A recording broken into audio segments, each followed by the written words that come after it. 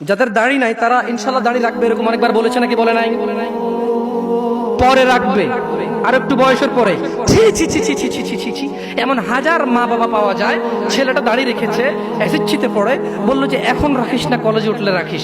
ওই মা, তোমাকে বলি, তুমি তোমার ছেলেকে আদর করো না? ছি, মিথ্যা মা।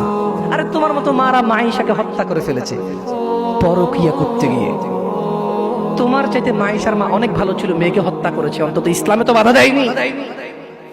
আমি বলছি না খুন ভালো, আমি বলছি না খুন ভালো, আমি বলছি না খুন ভালো, আমি বলছি তোমার চাইতে ভালো সে তার মেয়েকে হত্যা করে নিজে অপরাধী হয়েছে, মেয়েকে তো অপরাধী করেনি, করেছে। তুমি তোমার ছেলেকে দাঁড়িয়ে রাখতে না করো।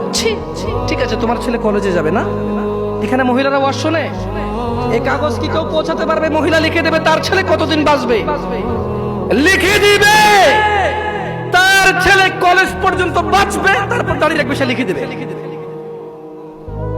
কেন? ওর মা তো বললো কলেজে উঠলে রাখবে, তা কিভাবে বললো ওর মা?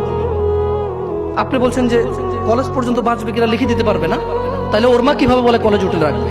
এই ছেলেটা কিভাবে বলে আর একটু বয়স হলে রাখবে? ও তো জানে ও কতদিন বাঁচবে, ঠিক এই জন্য নির্ধারণ করছে যে আমি তো 200 বছর বাঁচবো, ওকে 150 বছর পরে রেখে দেবো। এরকম না হলে সে কিভাবে বলে সে পরে রাখবে? ইয়া শিবাব, تعال إلى المسجد،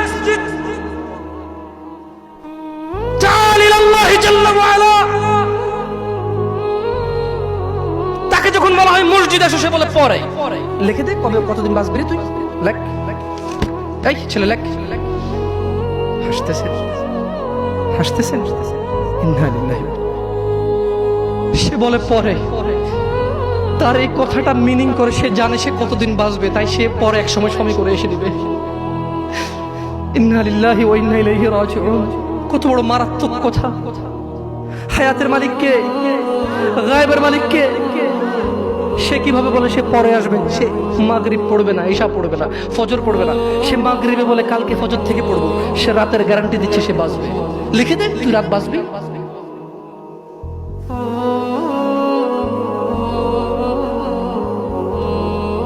আল্লাহ ক্ষমা করুক এরকম মাদের যারা তাদের ছেলেকে দাঁড়িয়ে রাখতে দেয় না। আল্লাহ ক্ষমা করুক এরকম যুবকদের যারা বলে বড় হলে রাখবো দাড়ি। আল্লাহ ক্ষমা করুক এরকম মুসলমানকে যে নিজেকে মুসলমান মনে করে, নামাজের দিকে ডাকলে বলে পরে আসবো।